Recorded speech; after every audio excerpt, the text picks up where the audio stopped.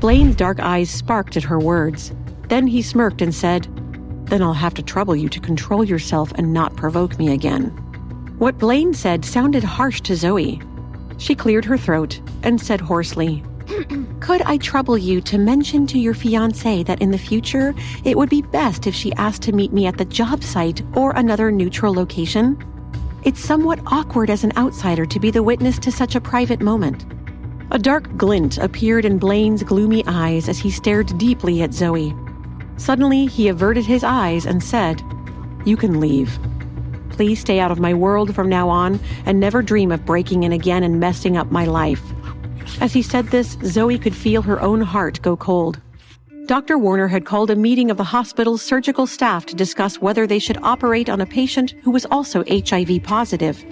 It was very evident to Blaine that Dr. Warner wasn't in favor of this operation. David leaned over to whisper, "Blaine, what do you think about this?" Blaine raised his eyebrows and pursed his lips. "What about you?"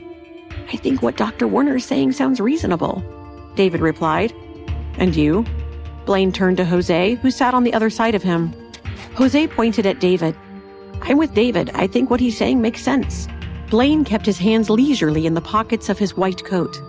He was calm and spoke with authority and immediately had everyone in the room's attention. "Our duty as doctors is to prolong life. Without brain surgery, this man's life will be over. Therefore, I'm in favor of conducting the operation, and I'll volunteer to do it myself." Ramona was still worrying about the operation when she happened to see Zoey in the hall the next day. Ramona called out to her, "Zoey, Dr. Dexter is putting himself in danger, and I fear that only you can stop him."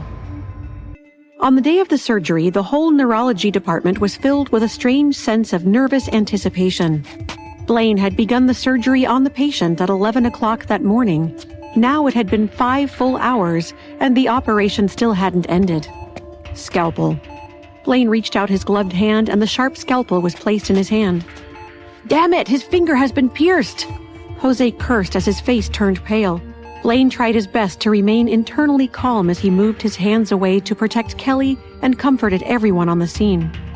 Jose was so nervous that cold sweat broke out on his forehead. "Dr. Dexter, hurry up and go rest. Let me do it. Why are you still here?" "No, Dr. Ramirez."